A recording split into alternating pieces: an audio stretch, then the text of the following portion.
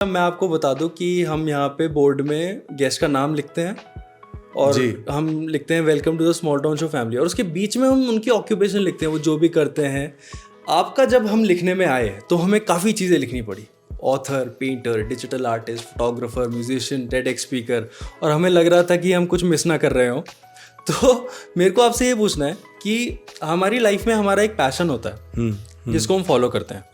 You being a multi talented person, आपके लिए वो एक पैशन क्या है? This is a very good question and before I answer that specifically, ये जो आपने सारी चीज़ें लिखी हैं मेरी मदर इनमें से किसी से भी एग्री नहीं करती हैं। तो अगर आपको ऐसा क्यों?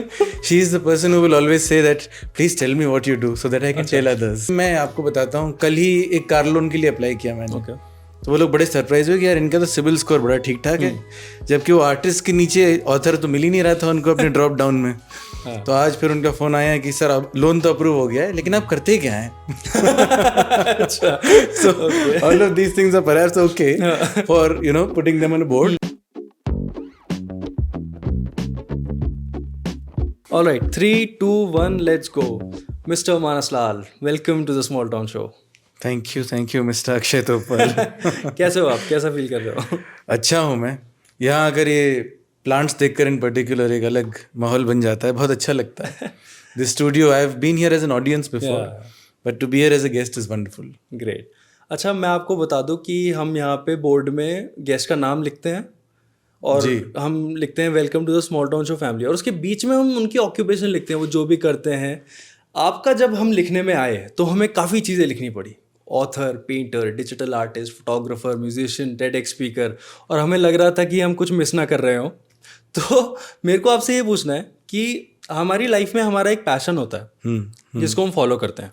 You being a multi talented person, आपके लिए वो एक पैशन क्या है? क्या ये सबको पैशन कह सकते हैं, या फिर पैशन में आपका एक डेफिनेशन सुनना चाहूँगा। This is a very good question and before I answer that specifically, ये जो आपने सारी चीज़ें लिखी हैं मेरी मदर इनमें से किसी से भी एग्री नहीं करती हैं। तो अगर आपको ऐसा क्यों? She is the person who will always say that please tell me what you do so that I can tell others. क्योंकि ये सारी चीज़ें जो हैं इनमें से कुछ भी रन ऑफ द मिल नहीं है। तो अब जैसे मैं आपको बताता हूँ, कल ही एक कार लोन के लिए अप्लाई किया मैंने। तो वो लोग बड़े सरप्राइज हुए कि यार इनका तो सिविल स्कोर बड़ा ठीक ठाक है, जबकि वो आर्टिस्ट के नीचे ऑथर तो मिल ही नहीं रहा था उनको अपने ड्रॉप डाउन में। तो आज फिर उनका फोन आया कि सर अब लोन तो अप्रूव हो गया है, लेकिन आप करते क्या हैं? So all of these things are perhaps okay for putting them on a board, but I think the realization in our society of these skills being professions is still not complete. Yes. As far as the passion goes, I think my first love has always been music. And that is where everything stems from. I feel like if I stop listening to music, if I stop creating music, then everything else will also cease to exist. तो अगर एक passion ढूंढना हो, because I see it as a turning point in my life also. मैं अभी भी याद है मुझे, मैं एक थिएटर से बाहर आया, इंग्लिश फिल्म लगी थी श्रीदेवी जी की, and I was working for a tech giant in Mysore eight that time. तो मैं बाहर आया, वहाँ एक ऑटो वाला जो है वो झुमरू गाना गा रहा था। अच्छा। और यूडलिंग बड़ी मुश्किल चीज़ होती है, but he was doing it beautifully. जब मैंने वो सुना तो मुझे लगा यार मैं टाइम बर्बाद कर रहा हूँ। जो चीज़ें मुझे आती हैं वो करनी चाहिए, तो हो नहीं रहा ठीक से। And I might say it in a way which sounds like a joke now, but it's actually something which turn my life around, and then I took decisions subsequently which actually got me to all these things. So it should actually be the other way around, from the music to the photography, then the artist, then the digital art, and finally the author. Wow. तो आप schedule कैसे करते हो ये सब चीज़ें अपनी life में? लाइक एवरीडे लाइफ में आप क्या कर रहे हो? ये सब चीज़ें इम्प्लीमेंट कर रहे हो या? I wish that was possible. अब क्या हो गया है कि जब से ऑथर हो गया हूँ मैं, तो इस पे ज़्यादा ध्यान देना पड़ता है। एंड एक सोशल मीडिया का अलग जायंट है, बिल्कुल, जिसका ख्याल रखना पड़ता है, नहीं तो it comes in eats your work up, because there is obviously a lot happening on that front on social media, and every publisher, everybody you work with expects you to put your work out there. तो marketing का जो इतना बोलबाला है अब, उसकी वजह से ऑथर होने पर थोड़ा ज़्यादा फोकस करना पड़ता है। लेकिन मैं और चीज़ें छोड़ता नहीं हूँ कभी। तो इसीलिए मैंने एक्चुअली पढ़ाना शुरू किया। because I realized that if I take up teaching assignments, I'll never lose touch with photography or painting or even speaking for that matter. Because when I talk to my students and they answer, I learn from them. And they ask me questions which make me feel like I am not up to date. They make me feel like I need to learn more. And they are a little ahead of me in terms of the technology. And so that drives me to go back to the theory and, make my skills good enough again. So that I have this realization and this self-awareness कि भाई अभी ये सब लिखा तो हुआ है लेकिन काम अभी ठीक से आता नहीं है. क्या क्या चीज़ें पढ़ाते हैं आप? So it started with photography. Okay. And there is this course I do on the basics of photography, which is very popular, which is usually meant for school students. But I realized that बहुत लोगों को ज़रूरत है उस course की. तो बाद में फिर मैं यहाँ पर जो लबासना है, दी Lal Bahadur Shastri academy of administration, वहाँ पढ़ाने गया. Then I had the honor of teaching at the National Police Academy in Hyderabad. Okay. And so I taught photography and other soft skills. Oh, wow. So I teach painting, I teach public speaking. So a lot of these subjects. Wow. तो आपने लबासना की बात करी. जी. House LBSNAA like, मतलब वहाँ पे आप जाते हैं, वहाँ पे फ्यूचर ब्यूरोक्रेट्स हैं, फ्यूचर IAS ऑफिसर्स, वहाँ की वाइब कैसी है? लाइक व्हेन यू एंटर, एक बार आप डिस्क्राइब कर सकते हैं पूरी वाइब लबासना की? Very interesting. So the first time I had gone to Labasna was with my father, who was in the civil services, and he was just going to the institution as somebody who has studied there. और तब तक मुझे कोई idea नहीं था कि एक दिन मैं यहाँ के पढ़ाऊँगा. तो वहाँ एंट्री हुई और लगता है you feel very proud that there is such a premier institution where people of the most important services in the country are trained. तो चाहे वो IAS के लोग हों, IPS के लोग हों, IFS के लोग हों या और सर्विसेज के लोग हों, revenue service and others. When you see all these probationers and the stars in their eyes and their dreams, and also that sense of idealism, which is at least there initially before they join service, वो देखकर बहुत खुशी होती है. You feel like your country is in safe hands. So that is the immediate feeling. Once you go there and teach, then you start seeing people a little differently. क्योंकि आप उनको ज़्यादा अच्छी तरह समझने लगते हैं. तो आपको मालूम होता है कौन किस मोटिवेशन की वजह से यहाँ आया हुआ है. आप टीचर बन गए. हाँ, टीचर बन जाते हैं. एंड एक्चुअली मैं एक ऐसा सब्जेक्ट पढ़ाता हूँ जो ऑप्शनल कहा जा सकता है. तो उसमें नंबर नहीं है. जिस सब्जेक्ट में नंबर नहीं होते उसमें कौन इंटरेस्ट लेता है, मैं अक्सर इस चीज़ से समझ सकता हूँ कि इनका एडिशनल चीज़ों में कितना इंटरेस्ट है. मेरा ये मानना है for a civil servant sensitivity बहुत इंपॉर्टेंट है. And so for those people who take interest in subjects like photography, painting, public speaking, they're working on their finer sensibilities, their sensitivities, their ability to interact with the common person. And I am particularly happy to see that some probationers want to keep these things alive even after they have done their foundation course in Labasna.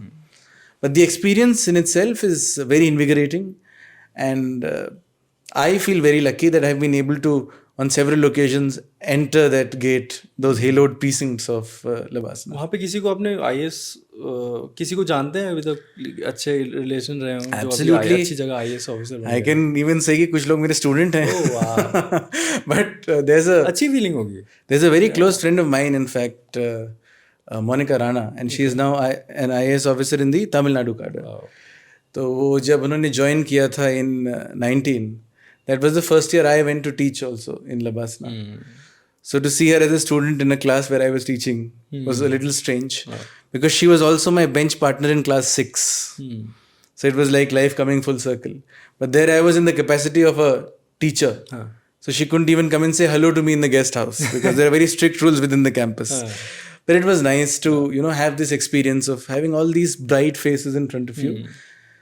And एक चीज़ जो मैंने देखा है handle करनी पड़ती है probationers के साथ, वो ये है कि they feel like they have already achieved something because they know that they are getting into premier service. आप जब बच्चों को पढ़ाते हैं तो एक फ्रीडम होता है और उन्हें ये भी मालूम होता है कि अभी तो लाइफ में बहुत कुछ रखा है और हमारा कोर्स अभी देखेंगे हम आगे क्या होगा. For probationers they are already decided on what they want to do and where they are going, and they also have this assurance that we have landed one of the better jobs in the country. तो उनको पढ़ाना एक अलग तरह का challenge है. To break through that outer casing is much harder, and to also tap into the creativity which gets dulled because you prepare for so many years. You put your heart and soul into it. So somewhere, along the line, you lose those finer sensibilities. You some people are readers, but they are unable to read anything of fiction for 2 or 3 years because they're just focusing on their studies. There are others who would love to do photography, लेकिन वो जो एक क्या कहा जाए, rat race तो नहीं कहना ठीक है शायद, लेकिन एक जो मेहनत का एक राजेंद्र नगर में, दिल्ली में एक वो जो माहौल बना रहता है जिससे बहुत सारे लोग आते हैं, to pull them out of it and to tell them that now your ranks don't matter and you have made it and just enjoy yourself is a challenge. आपका कोई तरीका है उनको टोन डाउन करने का? लाइक आपने कहा ना कि उनको लगता है कि अब उन्होंने सब अचीव कर लिया है, तो एक टीचर के नज़र से अगर आप देखें. Actually, institutions have a very strict hierarchy. Okay. Particularly institutions like that, जिसमें सर कहना ज़रूरी है और आपस में रैंक्स वगैरह का बड़ा सेंसिटिविटी है. I have the advantage of not being from the civil services. I call it an advantage because जब मैं जाता हूँ तो I keep the class very informal. So a student can call me Manas. Great. I think the beginning is to be on first name terms. And then the next morning when I take somebody for a photo walk, then they can, take me to some part of the campus and talk about their ex-girlfriend. So they feel a little more relaxed around me. I think this is important. I find it extremely important because if you don't allow students to share how they are feeling, then you're not actually, breaking through that core, breaking through that outer shell and getting to the core of the person. क्योंकि teaching मेरी नज़र में तो उस core की होनी चाहिए जिसको फाइन ट्यून करना है. बिल्कुल. ये तो एस्टैब्लिश्ड ही है कि इस आदमी को पढ़ना आता है, ये यूपीएससी क्रैक कर सकता है, ये यहाँ तक पहुँच चुका है, इसको बोलना भी ठीक ठाक आता ही होगा. तो ऐसे इंसान को अगर आपको आगे पढ़ाना है तो उसकी पर्सनैलिटी के फाइनल नुआंसेस समझना बहुत ज़रूरी है. ओके. तो now you are an author and आपने अपने फादर के साथ 2 बुक लिखी हैं, आलोक लाल सर जो हमारे पॉडकास्ट में भी आए थे. जी. तो how is it like being an author? It's not at all like what people think of, say, a Chetan Bhagat or an Amish, because that's superstardom among authors. तो वो सिर्फ शायद लाखों में या करोड़ों में 1 या 2 वैसे ऑथर्स निकलते हैं. ज़्यादातर ऑथर्स की ज़िंदगी जद्दोजहद से भरी होती है, खूब सारी मार्केटिंग से भरी होती है. I am very lucky in the sense that I started with a book which was with a best selling author. तो जो मैंने पहली किताब को ऑथर करी, murder in the balance, it came after the Barabanki Narcos, which was written by my father, who also happens to be my co-author now. So it became a blessing that a best-selling book became the foundation of my first book. And then I was able to, from there, spread my wings. Spread my wings to the extent कि अगर आप वो Murder in the Bailins का cover देखें तो मेरा नाम बहुत छोटा लिखा हुआ है. हाँ, मेरे को एक्चुअली पूछना भी था. हाँ, and by the time you get to this book on the trail of thugs and thieves, तो ये नाम बराबर हो गया. एकदम बराबर हो गया. हाँ, बिल्कुल. तो बस यही है, यही जद्दोजहद है. But it's very fulfilling. I must say that being able to put your own story out there, or your parents' story out there, or to expose some wounds of society, particularly when you're writing non-fiction, it's like a weight off your own shoulders. And you sometimes hide some things in your words, your sentences, which you have not told anyone. But when it's out there, you feel like I have shared this with people. And so I see it as a medium of healing, apart from a lot of other things. मैं ये जानना चाहता हूँ, जब आप sir के साथ बैठ के बुक लिखते हैं, वो आपको अपने सारे एक्सपीरियंसेस बताते हैं, आप वो सब चीज़ें सुन रहे हैं, आपको उस समय कैसा लगता है? लाइक आपके फादर ने वो सारी चीज़ें करी हैं जो एक मतलब एक सुपर कॉप वाली इमेज जो मैं जिसकी बात करी थी लास्ट टाइम भी, तो वो सब आप बैठ के सुनते हैं. और आई थिंक आप छोटे थे जब ये सब चीज़ें हुई थी उनकी लाइफ में. बाराबंकी नार्कोस का जो टाइम है 84 to 86, तब तो मैं पैदा भी नहीं हुआ था. एंड कानपुर वाले टाइम में बहुत छोटा था, post the demolition of the Babri Masjid. That is the second book. पर ये सब चीज़ें मुझे मालूम ही ना होती अगर मैं ऑथर की जर्नी ना शुरू करता. हुआ ये कि मैं कॉलम्स लिखा करता था. तो आपको बताया नहीं क्या था इन सब चीज़ों के बारे में? नहीं, मैं ये सब कुछ नहीं जानता था. मुझे बस ये मालूम था कि सिविल सर्विसेज में थे और जो एक इम्पोर्टेंस कुछ टू अ डिग्री मिलती है सिविल सर्वेंट्स को, वो हमेशा से देखी थी. बाकी my admiration for him was because of his personal qualities. Good person, good sense of humour, kind to others, ये सारी चीज़ें थी. I never really knew about these additional elements of his as a cop. कि इन्होंने क्या achieve किया है. बस वो मेडल्स वगैरह का मालूम था क्योंकि वो तो सब जगह न्यूज़ छपती है. तो जब हम लोगों ने बात करनी शुरू करी रिगार्डिंग अ बुक, वो ऐसे हुआ कि मैं कॉलम्स लिखता था एंड एक इंडिया के बड़े वेल नोन लिटरेरी एजेंट हैं, तो उन्होंने मुझे कांटेक्ट किया और उन्होंने कहा कि आप काफ़ी अच्छा लिखते हैं, would you like to write a book?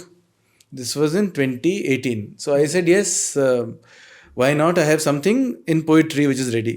So that was the first proposal I Saint.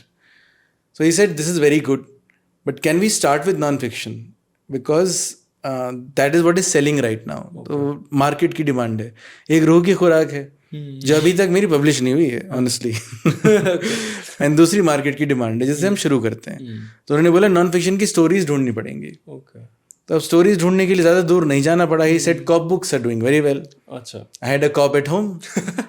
अब कॉप साहब जो हैं उनको कोई भी स्टोरी सेंसेशनल नहीं लगती है, तो आप उनसे बोलिए मर्डर हुआ था, ट्रिपल मर्डर हुआ था, हम लोग गए थे सीन पे, रोज ही होता था नॉर्मल. हाँ, वो बस इन्वेस्टिगेट कर रहे थे. शाहजहाँपुर में तो रोज एक मर्डर होता था, ऐसी बातें होती थी. But for me it was sensational because I am a common person and I realise that people would love these stories. तो पहली किताब में जब इन्होंने मुझे बताया कि हाँ एक वो कुछ बात हुई थी कि एक रिकॉर्ड हो रहा है, एक कभी इंडिया में इतनी ओपियम नहीं पकड़ी गई एक साथ, तो ऐसे इस पर किताब क्यों नहीं करते हम लोग. So that's how the Barabanki Narcos was born. And then my father came up with the idea that because I was so involved in the making of the Barabanki Narcos and the brainstorming, that he wanted me to become a co-author, starting Murder in the Bylanes. और उसके बाद फिर I was able to, I feel, add a lot because of A, historical research, which is something I handle in most of these books, and B, emotional aspects in the book.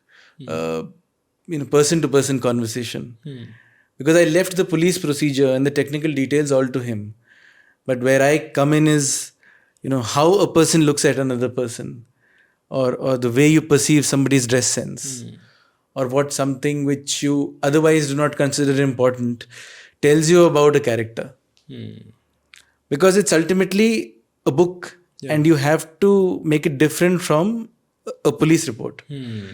तो reader के लिए ये feeling होनी चाहिए कि this is dramatised enough for me to be interested.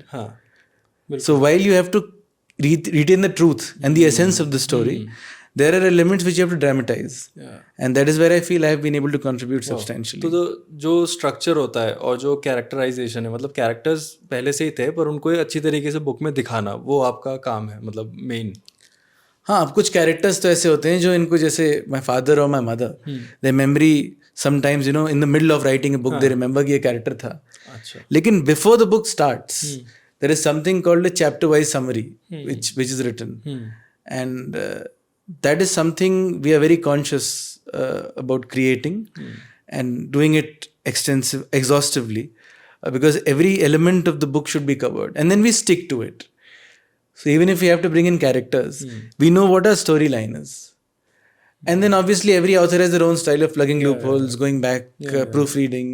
And editors को बहुत कम credit मिलता है, जैसे film making में भी editors को बहुत कम credit मिलता है. But I would like to say on record that editors are very important to books. And when editors take a book, the final shape which you see is only because they have intervened.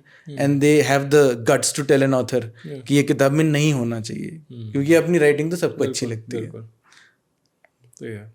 तो आपने जब book लिखनी start करी थी, and जब मैं basically अभी देहरादून के बारे में पूछना चाहूँगा कि जब सर का ट्रांसफ़र देहरादून हुआ और उस समय क्या माहौल था देहरादून का, आप उस देहरादून को कैसे याद करते हो? सन 2000 में स्टेट बना था उत्तराखंड का, and I was 10 at the time, और इलाहाबाद में उस टाइम पर थे हम लोग.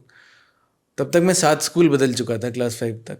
ये कैसा होता है, मतलब वो ऐसे होता है कि बदलना, वो ऐसे होता है कि अगर आपके फादर गवर्नमेंट सर्विस में है, वो भी IPS जैसी इंपॉर्टेंट नौकरी में, और काम करते हैं अपना, तो फिर तो ट्रांसफ़र हो गई. तो किसी के फेवरेट नहीं थे. और उस टाइम पर जो पॉलिटिकल डिस्पेंसेशंस थे यूपी में, उनको ट्रांसफ़र करने का शौक भी बहुत था. तो अब इतने ट्रांसफ़र होते थे कि साथ साथ फैमिली भी ट्रांसफ़र होती रहती थी. So no stable set of friends, no constant people to go to outside of immediate family, because you had no time at any station. मतलब कभी कभी तो ऐसा होता था कि सामान भी अनपैक नहीं हुआ और ट्रांसफ़र ऑर्डर आ गया. तो तब तक इतने स्कूल बदल चुके थे. तो देहरादून आने का एक रीज़न मेरे फादर के लिए ये था कि मेरा एजुकेशन एक जगह हो जाए. Interestingly my mother was not looked into this decision, अच्छा. Which is something she complains about till today. She loves Dehradun, लेकिन कंसल्ट क्यों नहीं किया? क्योंकि her family and a lot of her family is based in Lucknow. तो वो एक चीज़ है जो वो थोड़ा बहुत मिस करती हैं. लेकिन आ गए हम लोग यहाँ सन 2000 में नवंबर में, यहीं FRI में आकर हम लोग रुके इन द हॉस्टल. उस टाइम पर कोई घर नहीं थे फॉर गवर्नमेंट सर्वेंट्स, क्योंकि नेसेंट स्टेज में था, स्टेट बन ही रहा था. आई रिमेंबर कोई प्रॉपर PHQ भी नहीं था, कुछ नहीं था. तो उस स्टेज में जब देहरादून का आके देखा था, तो ये वेस्ट कैनाल जो है पास में, it was still flowing, and that was a beautiful thing.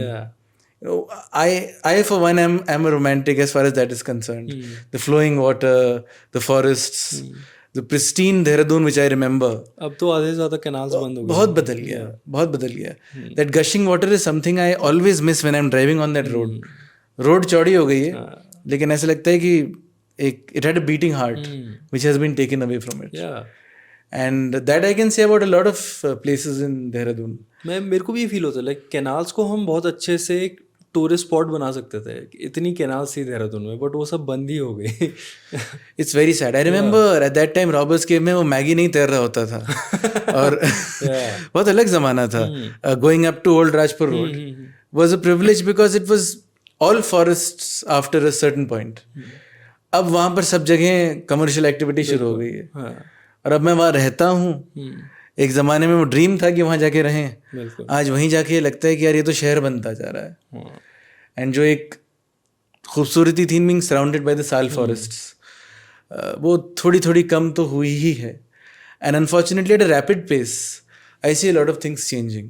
There are initiatives people have taken to keep the city clean, to spread awareness, and I really hope they work. क्योंकि अभी जैसे अभी एक series आई है guns and Gulaabs, उसकी पूरी shooting Dehradun में हुई है. पूरी. और उस सीरीज को देख के भी ये पता चलता है कि कितना खूबसूरत है शहर अब भी. एग्जैक्टली. अब भी बचा लो यार, वो जगह है, दिख रहा है, बच सकती है. तो वो देहरादून मैजिकल था, अभी भी देहरादून मैजिकल है. लेकिन उसको रिटेन करना और ऐसे रखना अब हमारी रिस्पॉन्सिबिलिटी है. If we keep throwing trash around and if Saturdays and Sundays become excuses for tourist to come and spoil the so-called tourist spots, the next time the same tourists come there, they will not like the place. तो I think locals भी कहीं ना कहीं कर ही रहे हैं, वो भी उसमें बिल्कुल उनका भी हिस्सा है. तो अभी हम देहरादून की बात कर रहे थे, तो मैं ये इसलिए पूछ रहा हूँ बिकॉज आपके फादर एक IPS ऑफिसर थे और वो देहरादून में भी आए थे. तो उस समय देहरादून का क्राइम क्या होता था, कैसे कैसे क्राइम होते थे? I remember a standing joke at that time. यहाँ का एक बड़ा वेल नोन अखबार है हिमाचल टाइम्स. उसमें एक न्यूज़ निकली थी, लेडी बिट बाय स्कॉर्पियन. जिस शहर में ये न्यूज़ निकल जाए अखबार में कि बिच्छू ने किसी को काटा है, वहाँ क्राइम का ग्राफ कैसा होगा वो तो लोग अंदाज़ा लगा सकते हैं. But over the years things have changed, and I think one of the big reasons is कि यहाँ रियल एस्टेट अब बहुत महंगा हो गया है. सो प्रॉपर्टी रिलेटेड क्राइम्स बहुत बढ़ गए हैं. इन जनरल भी क्राइम बढ़ा है, लेकिन it is definitely nowhere close to what UP was. So even now, it's very different in Dehradun and around. Yes, there are crimes, but not of the magnitude which you see in other parts of the country. Definitely. Reading books, how does that help you in writing? Well, this is a controversial opinion, but I feel like a lot of good writing stems from good reading.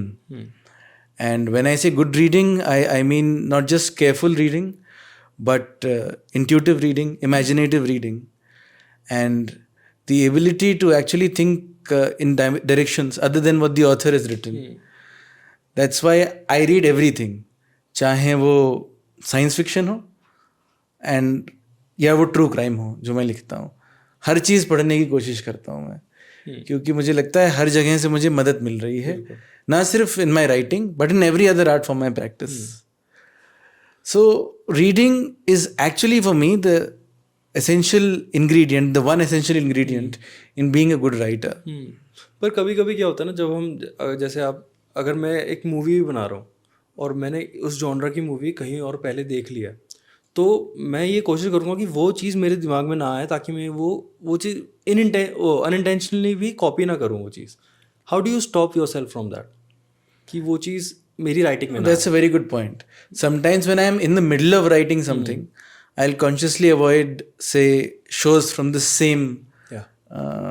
genre, or I'll avoid books of the same style. That is something I do. But that doesn't mean that I don't get influenced.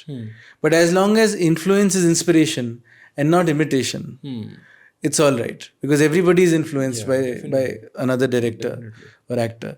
If you pick up anybody's work, say for instance, I was watching Guns and Gulabs, which you just spoke about, you can make out that Raj and DK have Quentin Tarantino references in their work, but that's okay, because taking inspiration from somebody who is a master of the craft is absolutely getting fine. inspired and making it your own. I am very inspired by so many people, by Dickens, by Eliot, by let's take Indian examples, by Kiran Manral, by Richa Mukherjee. So many people who are authors, now friends also. I feel very happy to call them friends. They inspire me through their writing, and I think my work somewhere or the other has elements of their work too.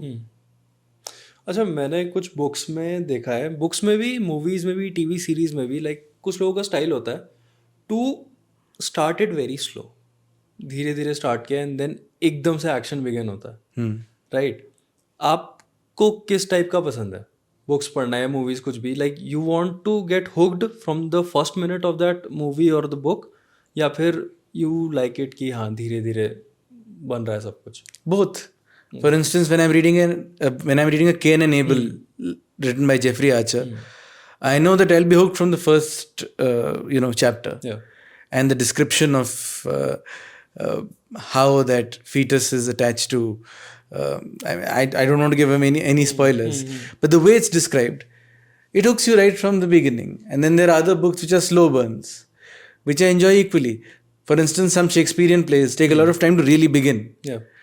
And Titus Andronicus, for instance, is a play which not many people enjoy. But I love reading it.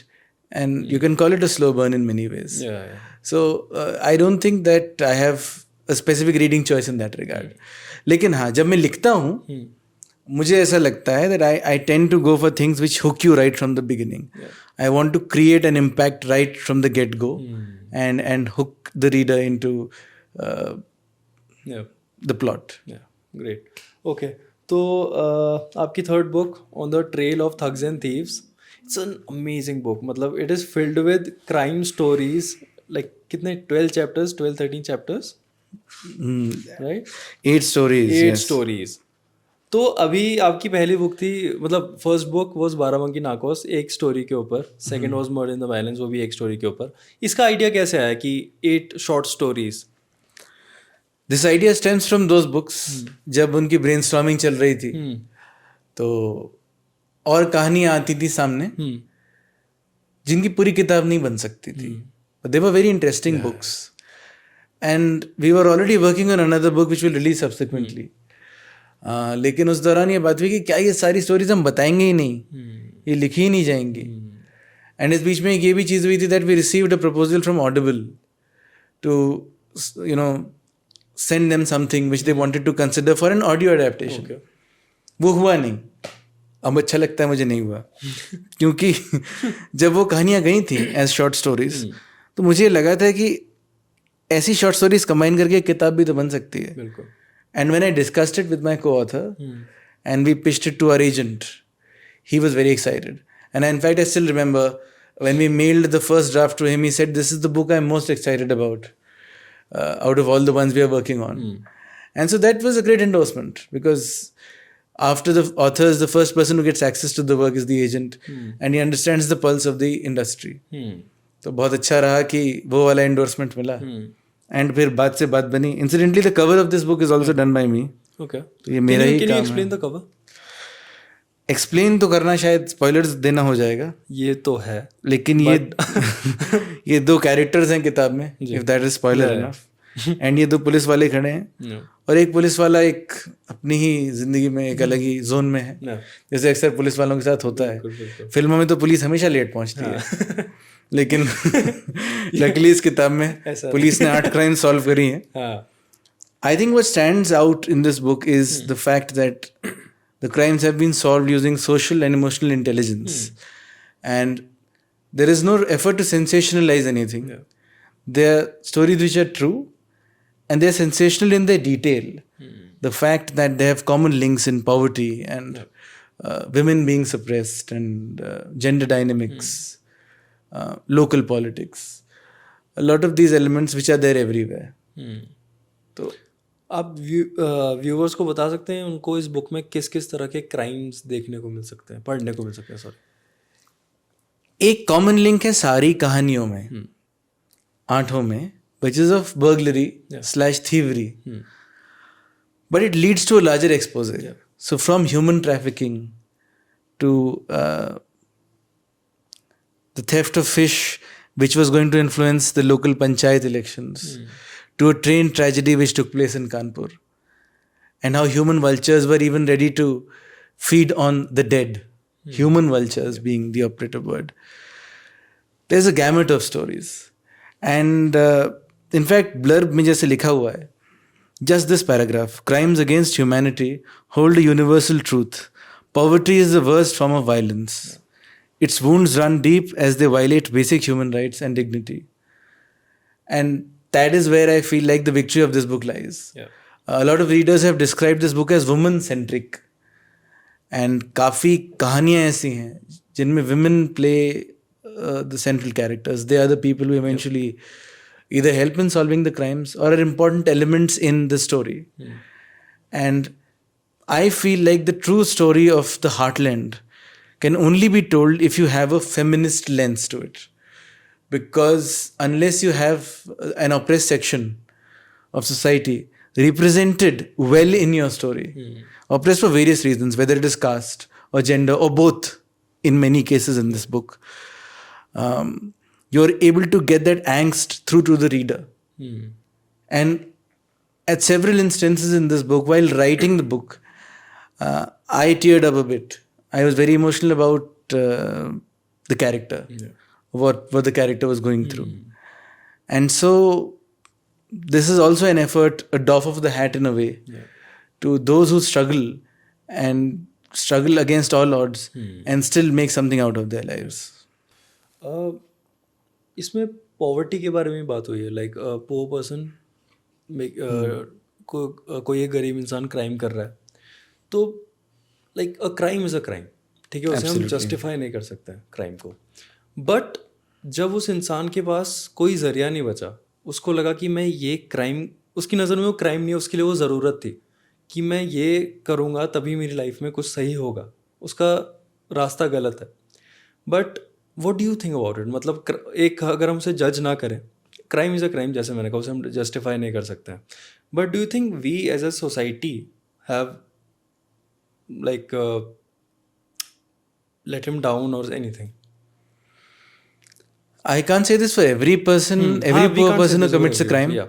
But yes, there are certain cases where society does let people down. And we are also very poor at reformative justice. For instance, we look at a small drug peddler Definitely. and a small-time drug consumer as some kind of a drug lord. The impression in the mind is not that this person is a victim of a larger system. If somebody consumes drugs for recreation in small quantities and is hauled up by the police, then reformative justice is the only way to bring that person back to the mainstream of society. Every crime, I feel, other than a few, which are definitely irredeemable, do leave a scope for redemption for the person who commits those crimes. And our criminal justice system has wheels which are screeching. It's very slow. Yeah. So the sense of justice doesn't exist. That is why from the lowest levels of society to the highest ones, we have criminals. And when poor people oppressed by all sections of society and driven by circumstance commit a crime, your heart does go out to them. But ultimately they're at the mercy of the same system, which is built for and run by the rich. आप जितनी सारी चीज़ें करते हैं उसमें से मेरे को सॉफ्ट स्किल्स बड़ी एक इंटरेस्टिंग टॉपिक लगता है and a very important topic also. आप व्यूअर्स को बता सकते हैं सॉफ्ट स्किल्स क्या होता है, उसमें क्या क्या चीज़ें आप फोकस करते हैं? कुछ तो डेफिनेशंस होती हैं जो किताबों में लिखी होती हैं, but I would actually think of all finer aspects of one's personality. अगर डेफिनेशन में जाए तो वो एक वही डेफिनेशन आती है ना कि हम किसी से अगर बात कर रहे हैं तो हमें एक वो तरीका मिल जाता है बात करने का, एक सिंपल, अगर हम ऊपर ऊपर से बात करें सॉफ्ट स्किल्स के बारे में. पर सॉफ्ट स्किल्स का जैसे लोग लिमिट कर देते हैं रोल बात करने पे, but her cheese, the way you move, the way you speak, the way you interact with a group of 1, with a group of 5, with a group of 50, with a group of 100, everything changes. And so the comfort you have within your own skin, and then the way you express it, is actually how I see it. So the best version of you should be out there for people also to witness. Yeah. And that is where I feel like you keep working on that for the whole of your life, because I don't think you can actually pull it off. But being a learner in that context is extremely important. We should all eternally be students of soft skills. And we should try our best to project what is called soft power. ये Nations के level पे बात हम लोगों ने सुनी है people से कि सॉफ्ट पावर है इंडिया के पास. When we talk about cultural prowess, like for instance Bollywood, तो बॉलीवुड के गाने बहुत पॉपुलर हैं दुनिया भर में. बिल्कुल. तो इंडिया की सॉफ्ट पावर है वो, तो भाई अब people know Shahrukh Khan and Amitabh Bachchan in Egypt and in the states and across the world. So they have taken our name everywhere because of the soft power their work carries. And in a way, I feel like every person is a power center. We all have soft power. And we have to use it in creating not just a social circle, but also for the good of society. So soft skills का जो ये काम है, ये मुझे एक बहुत नेक काम भी लगता है. Because if you allow every person to be confident in their own skin, they will become better citizens. Yeah. तो इस सबसे पहले सॉफ्ट स्किल्स में हम क्या क्या चीज़ें, क्या क्या टॉपिक्स होते हैं, लाइक बॉडी लैंग्वेज, एक इमोशनल इंटेलिजेंस, ये सब आता है सॉफ्ट स्किल्स में? बिल्कुल आता है, but if you are taking a very preliminary course तो फिर बिल्कुल बेसिक्स पे ही रहती हैं चीज़ें. अच्छा. The understanding of how to sit, how to talk, how to enter a room, and that also does not have any defined rules. So people do it their own way. But what is important is to make them feel like that is okay. And that's the challenge. Theory में soft skills बहुत अलग लगती हैं. अच्छा. Practice में बहुत अलग लगती हैं. जैसे आप बात करते हैं, आपका एक तरीका है बात करने का, उससे मैं इंस्पायर हो सकता हूँ, बहुत कुछ सीख सकता हूँ आपके सॉफ्ट स्किल्स से. पर मुझे पहले रिकॉग्नाइज करना ज़रूरी है कि आपको सवाल पूछना आता है, तभी मैं सीखना शुरू करूँगा. उसके लिए मुझे एक बेसिक अंडरस्टैंडिंग ज़रूरी है कि अच्छा सवाल क्या होता है. And that is where I feel a soft skills trainer comes in at the absolute root of making you understand what is good and what is bad in a person's body language, in a person's demeanor. And I don't mean good and bad in terms of absolute judgment, but what suits you as a human being. Because you cannot paint people in black and white. अच्छा बुरा मेरी नज़र में कुछ होता ही नहीं है. तो ग्रेज की एक नुआंस्ड अंडरस्टैंडिंग बनाने के लिए सॉफ्ट स्किल्स ज़रूरी हैं. एंड हर सॉफ्ट स्किल को होन करना हमारी रिस्पॉन्सिबिलिटी है. बिकॉज तभी हम लोग जब कुछ भी करेंगे, चाहे वो वोट डालना हो या चाहे वो खाना बनाना हो, अच्छा करेंगे. सॉफ्ट स्किल्स में हम लैंग्वेज भी सीखते हैं. एक अगर हम पर्टिकुलर लैंग्वेज लें, इंग्लिश या, I think people who are not great in terms of their vocabulary, चाहे मान लीजिए इंग्लिश बोलते हैं तो शुद्ध हिंदी भी नहीं बोलते, शुद्ध अंग्रेजी भी नहीं बोलते. जैसे हमारा कॉन्वर्सेशन है, हम दोनों भाषाओं में. सॉफ्ट स्किल्स में इंग्लिश को अच्छा माना जाएगा या बुरा माना मैं तो बहुत अच्छा मानता हूँ. As long as you get your message across effectively. आप चाहे प्रोनाउंस गलत करें चीज़ों को, लेकिन अगर आपका मैसेज इफेक्टिव है, दूसरे तक पहुँच रहा है और हजारों लाखों करोड़ों लोगों के दिल तक पहुँच रहा है, तो फिर आप you are a wonderful soft skills expert and you have the ability to exude soft power which reaches individuals. That is the ultimate test. अब जैसे हम लोग बात करें आपस में और कुछ लोगों को सुनने का मन ना करे, so we have to in some part take responsibility that we couldn't get the message across. लेकिन कई लोगों को अगर मन करे वो सुनने का, so that is an attribute which we have. And I feel like it's extremely important to hone it. आपने वो बहुत अच्छी बात बोली कि मैसेज पहुंचना चाहिए हमारा. बिकॉज अगर हम एक इंग्लिश लैंग्वेज की भी बात करें, लोग इसको एक स्टेटस सिंबल की तरह देखते हैं. It's a skill, right? It's मतलब एक स्किल है ये. अगर आपको आता है तो अच्छी बात है, पर इसका एक बहुत हवा बना हुआ है कि ये इंग्लिश बोल रहा है, ये सही बात बोल रहा होगा. और उस प्रेशर में आके लोग इंग्लिश सीख रहे हैं और बहुत प्रॉब्लम्स हो रही है. बड़ी परेशानी है ये. बहुत. स्कूल में मुझे याद है उल्टा भी चलता है कि अगर कोई बहुत इंग्लिश बोलता है, अच्छी बोलता है, कि यार बड़ी इंग्लिश बोल रहा है. And the other side of it is also true. Unfortunately languages बहुत इंपॉर्टेंट हैं. अगर आप किसी लैंग्वेज में अच्छे हैं, ये बहुत अच्छी बात है. बिल्कुल. एंड जितना आप सीखें किसी भी लैंग्वेज के बारे में, हिंदी, अंग्रेजी, उर्दू, मराठी, तमिल, जो भी आप बोलते हैं, आप जितना बोलना चाहें बोलिए, बहुत अच्छी बात है. लेकिन that should not define whether a person is a good communicator or not. You can be a very good communicator and use just bits and pieces of these languages. बिल्कुल. और पता है प्रॉब्लम क्या है, लोग काफ़ी अपनी जॉब लूज़ कर रहे हैं इस वजह से, क्योंकि इंटरव्यू में आजकल इंग्लिश ही मांग रहे हैं और उस वजह से वो कुछ लोग उसमें अच्छे नहीं हैं और उन लोगों को जॉब नहीं मिल पाती है. I think it's very sad. Interview तो बड़ी खतरनाक चीज़ है साहब. हाँ. मुझे लगता है कि इंटरव्यू वालों को एक कुंजी मिल गई है. उस कुंजी में 10 सवाल होते हैं और उसमें फिर 10 चीज़ों पे 10 नंबर देने होते हैं. बिल्कुल. उस बेसिस पे बस वो डिसाइड कर लेते हैं कि इंसान काबिल है कि नहीं. मुझे याद है एक एग्जाम्पल मेरे फादर ने मुझे दिया था. वो यूपीएससी के इंटरव्यूज करने जाते थे और एक धारावी का यूपीएससी का कैंडिडेट इंटरव्यू तक पहुंचा था, बहुत अच्छे मार्क्स से रिटर्न में. और वो जब इंटरव्यू बोर्ड के सामने आया तो अंग्रेजी अच्छी नहीं थी. खैर he was eventually selected for the job. अंग्रेजी भी अच्छी नहीं थी, भाषा में प्रॉब्लम्स थी. बट जो आर्ग्यू किया बोर्ड ने आपस में ये डिसाइड किया कि ये एक तो ग्रास रूट की प्रॉब्लम समझेगा, उसके अलावा ये इफेक्टिव कम्युनिकेटर है. तो क्या हुआ अगर ये जालिम को जालिम बोलता है, और what if he says genre instead of genre, it's fine. हाँ, it's absolutely fine. I think वो भी देखना चाहिए ना इंसान आ कहाँ से रहा है. क्योंकि अगर हम जैसे मेरे कुछ दोस्त रहे हैं उड़ीसा के, वो जालिम को जालिम ही बोलेंगे. एब्सोल्युटली. क्योंकि बचपन से वही चीज़ बोलते हुए आए. अब कर्नाटका में जब मैं था तो लोग वाउचर का आउचर बोलते थे. इसका मतलब ये तो नहीं है कि उनका मतलब कुछ और है, या वो कम्युनिकेट नहीं कर पा रहे, या वो ये जानबूझ के कर रहे हैं. ऐसी बातों का मजाक उड़ाना एक्चुअली हमारी सोसाइटी की एक बहुत बड़ी प्रॉब्लम है. एग्जैक्टली. बिकॉज हम लोगों के कॉन्फिडेंस को हार्म करते हैं.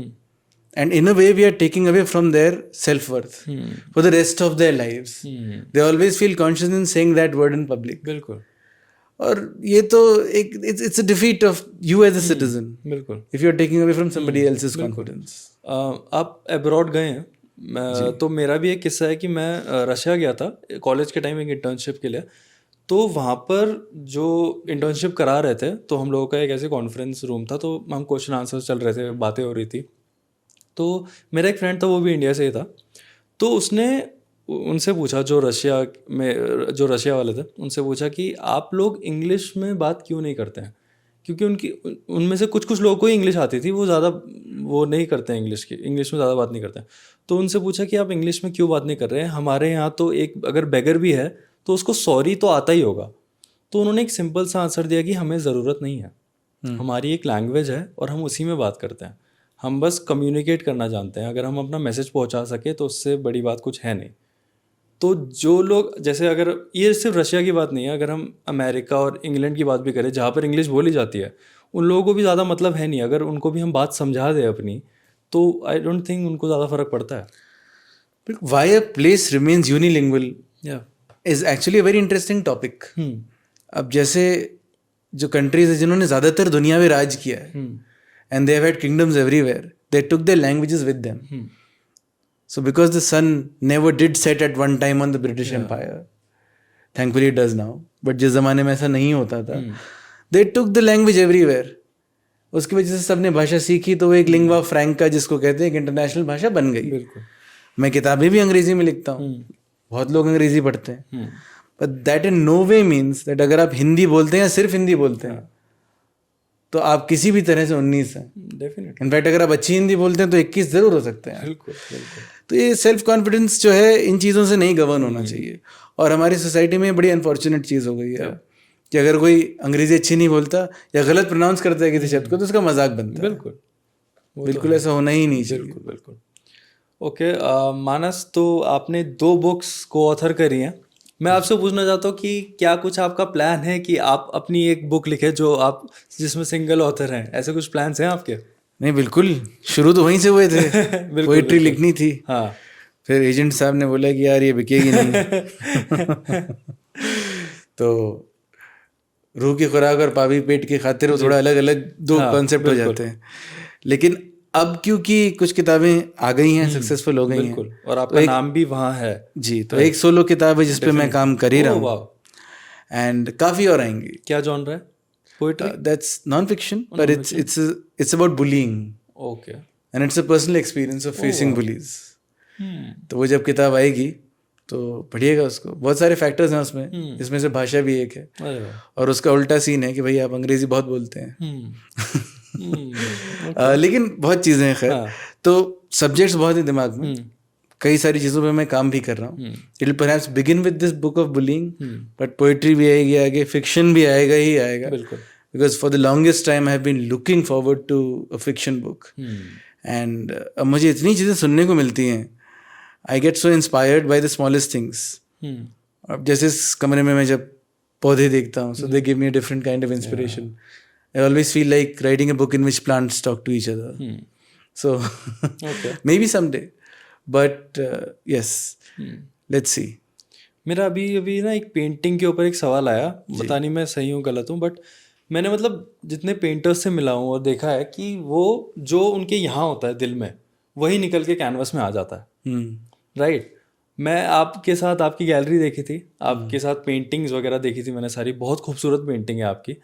और उनमें से एक पेंटिंग थी जिसमें काफ़ी केओस था, चारों तरफ केओस था, उसके बीच में एक आदमी था जो उस केओस के बीच में है।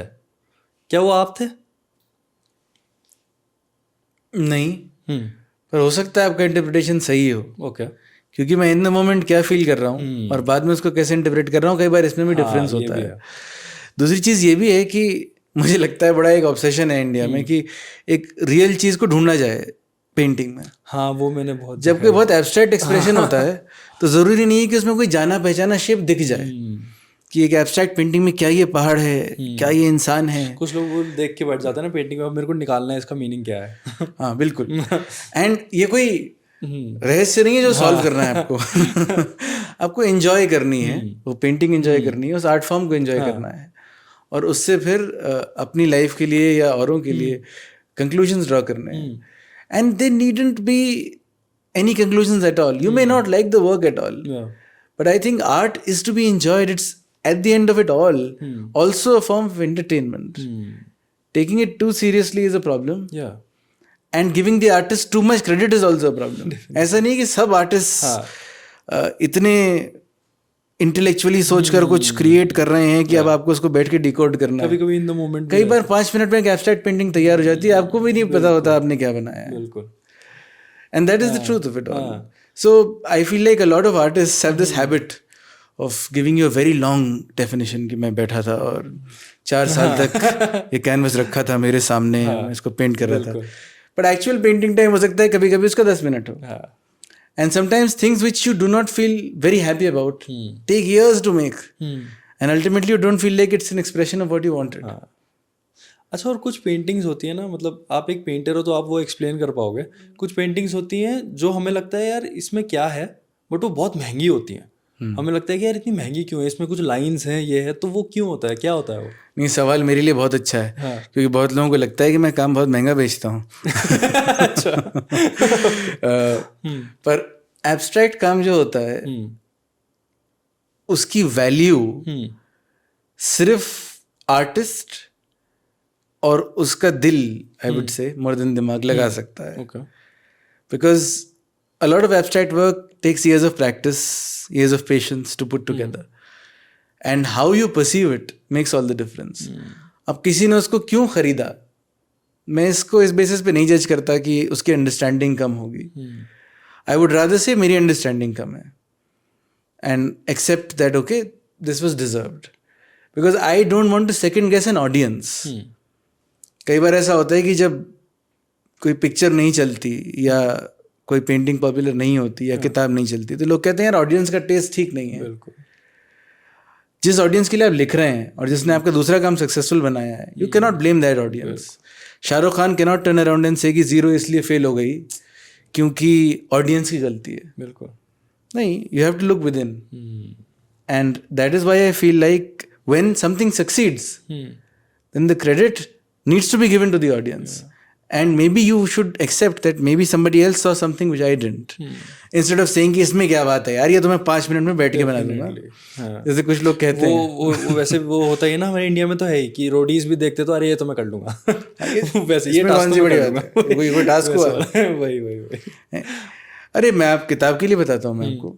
तो किताब में लोग बोलते हैं कि अरे यार क्या बड़ी बात है, मतलब किताब लिख दी, करते क्या हो. So this is definitely some kind of attitude which people have, but you know you have to live with it. Because अगर आपने art as a profession choose किया है तो इन चीज़ों की आदत भी पड़ जाती है. लोग ये कहते ही रहते हैं आपसे. इसको एक एज अ करियर नहीं देख पाते लोग. हाँ, एज अ करियर के अलावा जो एक हार्डवर्क होता है in getting good at anything. For instance आप जब ये पॉडकास्ट रिकॉर्ड करेंगे उसके बाद इतना लंबा time you spend on the editing table, you will get a product across to the audience. और ये सारी स्किल्स आपने सीखी हैं और आप महीनों से इन पे काम कर रहे हैं, तब जाकर एक प्रोडक्ट आप प्रेजेंट करते हैं जो आपको लगता है अप टू द मार्क है. But the first viewer of your video will जज you on the first thing they think is not correct or is not according to their own perception of right and wrong. And that is where the entire problem lies. If you stop judging everybody in the audience and if you stop blaming people around you कि नहीं ये इसकी गलती है, उसकी गलती है, उसकी गलती है, and if you look within for a lot of things, I think you'll find answers. अच्छा, ये मेरा एक थोड़ा एक पर्सनल क्वेश्चन है. आपको नहीं आंसर करना आप नहीं कर सकते, वो आपके ऊपर है, कम्प्लीटली आपके ऊपर है. बट ये मैंने आपका एक पोस्ट देखा था, आपने शायद आलोक सर के साथ एक पोस्ट डाला था. उसमें आपने लिखा था कि लोग ऐसा कहते हैं कि आपके फादर पुलिस में थे और आपको ये सब चीज़ें मिली हैं, घर से मिली हैं, तो that's why you are successful, ये वो. जी, सिल्वर स्पून. तो इसके बारे में आपसे बात करना चाहूँगा कि आप इन चीज़ों को कैसे लेते हैं. एक तो प्रिविलेज डिनाई करना मुझे बहुत बड़ी कमजोरी लगती है. प्रिविलेज तो ऑब्वियस है ही. बिल्कुल. बहुत सारे एडवांटेजेस होते हैं लाइफ में अगर आपको एक इस तरीके का माहौल मिल जाए. You are protected from a lot of things which other people have to go through. And perhaps it's only later in life that you become mature enough to deal with some situations. Having said that, ultimately, particularly in a job like, say, the Indian Police Service, that nuisance value lasts only till the person retires. तो उनकी फिर immediate family की importance तो zero हो जाती है. Definitely. तो if you're still relevant, say a decade after the illustrious father is retired, you must be doing something right. Yeah, definitely. And personal चीज होती है. Failures are very personal, and so are successes. And so what a lot of people say around you should not really bother you. And that's what I had said in that post also. And I had actually acknowledged कि सब लोग बिल्कुल सही कह रहे हैं. Yeah. I will never be you. And honestly, I am not you. And that's not what anybody should aspire to being also. You should be yourself. बिल्कुल. And even if you fall short, it's okay. You're falling short of your own father. बिल्कुल.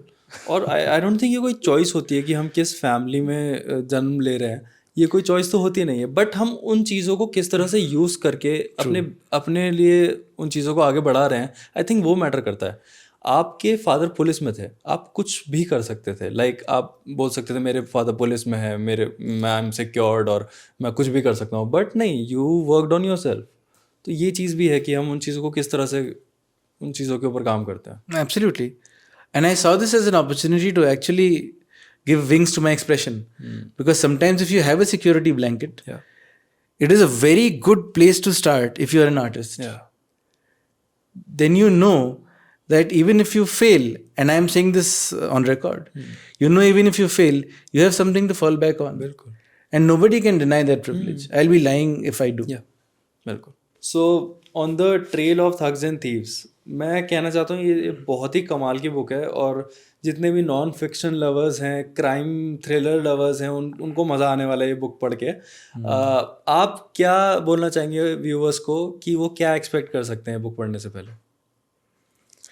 Pick up this book if you're a sensitive person, if you believe that crimes are born out of reasons other than just criminal instinct. और एक चीज़ मैं add करना चाहूँगा, इसमें सिर्फ crime के बारे में आपको नहीं पता चलेगा, सोसाइटी की भी काफ़ी चीज़ों के बारे में पता बिल्कुल लगेगा। बिल्कुल.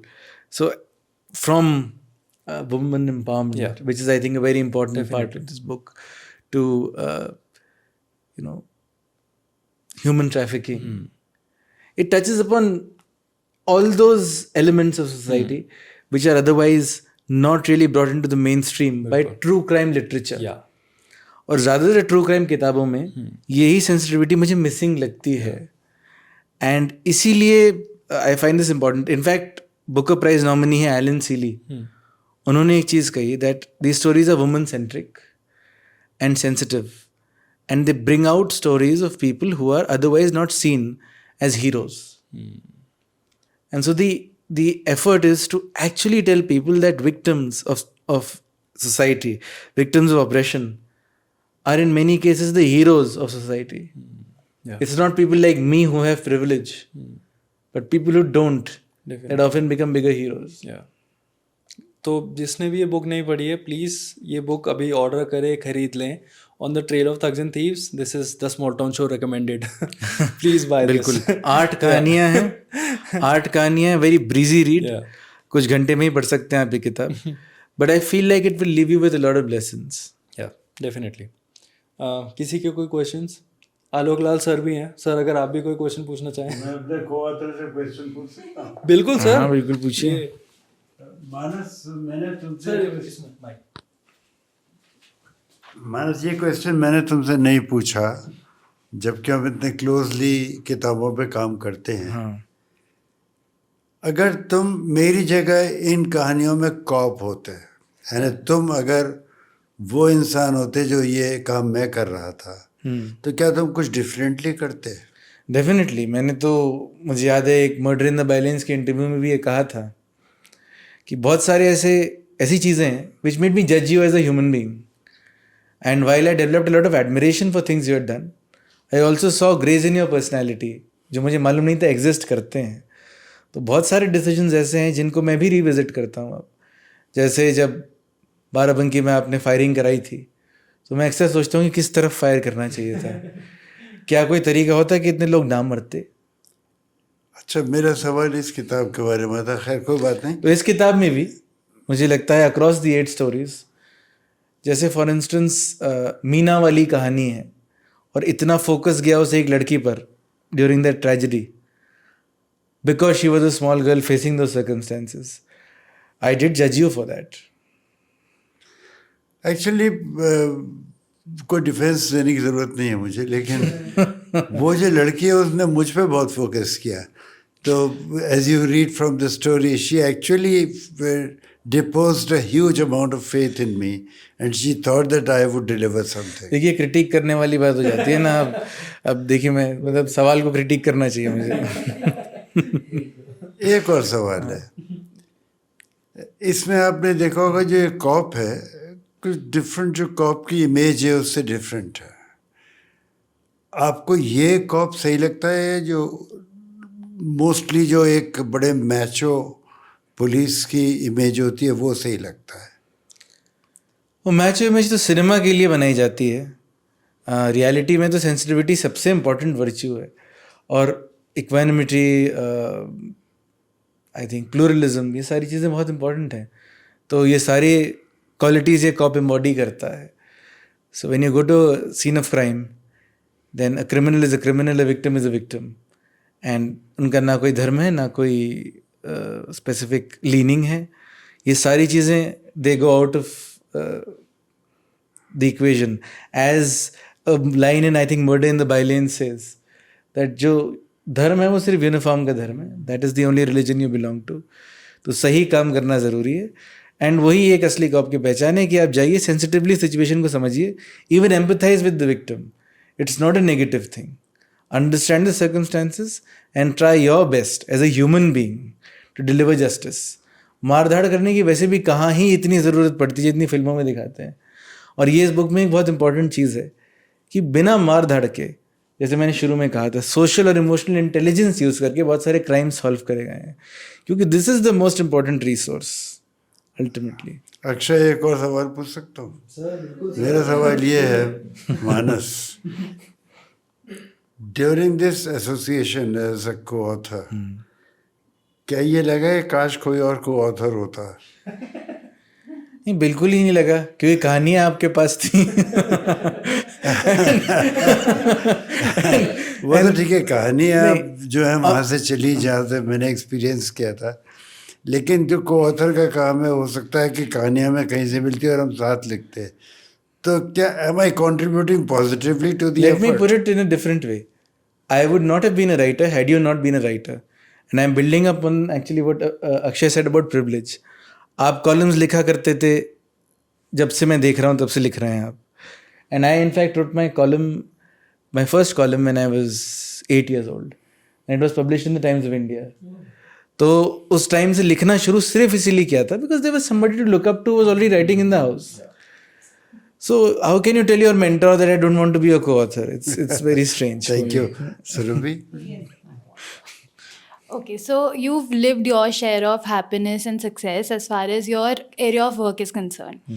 तो आप एक टीचर भी हैं, मैं उस पर फोकस करना चाहूँगी कि स्टूडेंट्स से ज़्यादा आप उनके पेरेंट्स को एक टिप दीजिए based on your personal experience. जैसे कि सर का एक एग्जांपल देती हूँ. सर पिछले 2 पॉडकास्ट में जब भी आपके किसी काम की बात कर रहे थे, वो he never wants to steal your thunder. He'll give you due credits, which makes me believe कि सर बहुत अच्छे फादर है एंड मैम ऑफ कोर्स बहुत अच्छी मदर रही हैं. एंड इस वजह से आप इतने मल्टी फैसेटेड होते हुए you followed your dream, something that you really love and you made a career out of it. So and a lot of students are there who want to follow their dreams but are not allowed to because the parents are not that supportive and they think कि ये career main stream नहीं है. आप अगर advocate है तो मेरा बेटा भी सेकेंड जनरेशन में आया, थर्ड जनरेशन में आया. सर IPS ऑफिसर थे, so inspirational. You did not follow that, but आपने उनकी काइंडनेस और आप जेनरॉसिटी और जो आप उनकी सिंप्लिसिटी की बात करते हैं उसको आपने फॉलो किया. So based on that give some tip to the students and their parents. Very good question. In fact, I must say that the reading of my parents being very supportive is absolutely right. That has made a huge difference in my life. और दोनों parents ने in their own way and to whatever extent they could मुझे support किया है. मेरा एक बहुत common experience है क्लासेस में. जैसे कोई पर्टिकुलरली लड़की अगर मान लीजिए बहुत टैलेंटेड है फोटोग्राफी में, मैं लड़कों की बात नहीं करूँगा बिकॉज लड़कों को ज़्यादा प्रिविलेज मिलता है बाय डिफ़ॉल्ट. अगर कोई लड़की बहुत टैलेंटेड है फोटोग्राफी में और मैं कहूँ कि आपको बेहतर कैमरा ले लेना चाहिए, if she has an ordinary point and shoot camera, invariably the answer from parents is इससे क्या होगा, ये इतना महंगा कैमरा क्यों दिलवाएं. एंड इनमें से कुछ ऐसे बच्चे हैं जो ऐसे स्कूल में पढ़ रहे हैं जहाँ लाखों रुपए की एनुअल फीस है. They can afford any camera they want. पैसे की भी बात नहीं है, रिस्पेक्ट नहीं है for the child's aspirations, for their creative potential. And this is one thing I would like to tell all those parents, that every profession now in the modern world has dignity, and there is true dignity of labor irrespective of what your child wants to do, whether it is photography, painting, writing, or for that matter becoming an advocate or becoming a builder. बच्चे को जो करना है वो इसीलिए करने देना चाहिए बिकॉज आज की डेट में if you are good at something you can really rise and you can be seen by millions of people and acknowledged. मैं ये रिकॉग्निशन की बात इसलिए कर रहा हूँ बिकॉज पेरेंट्स का मैंने अक्सर ये देखा है that this is what they are after, either money or fame. They do not see things from the perspective of happiness. Now I just go to the other side of the spectrum and tell you that the way I see things is, खुशी कहाँ से मिल रही है बच्चे को. If the child is happy doing photography then make your own child happy. Why rob them of their happiness. And I find a lot of parents guilty of this. ज़्यादा ही खुश हो रहा है तो फोटोग्राफी से, इसका तो पढ़ाई से ध्यान हट जाएगा. And not that photography is taking away from their academics. और एकेडमिक्स एक तो मुझे ये समझ में नहीं आता, हम बहुत ही क्लियर हमने डिविजन्स करे हुए हैं. एकेडमिक्स में अच्छा है लेकिन आर्ट्स में अच्छा नहीं है, या आर्ट्स में अच्छा है एकेडमिक्स में अच्छा नहीं है. इतना अलग अलग क्यों है सब? Is art not a part of your academics?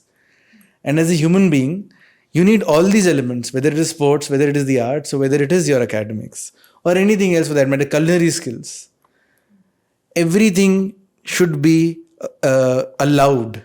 You should give your child, particularly if you have financial freedom, every chance to succeed in everything they want to. फिर फ्यूचर में उनको जो बनना होगा वो बन ही जाएंगे. लेकिन at nascent stage if you rob them of basic opportunities तो वो कभी अपने आप को पहचान भी पाएंगे कि नहीं, जब शीशे में वो देखेंगे, ये मालूम नहीं है. So why take that risk? Let them live their life, we have already lived yours. Thank you.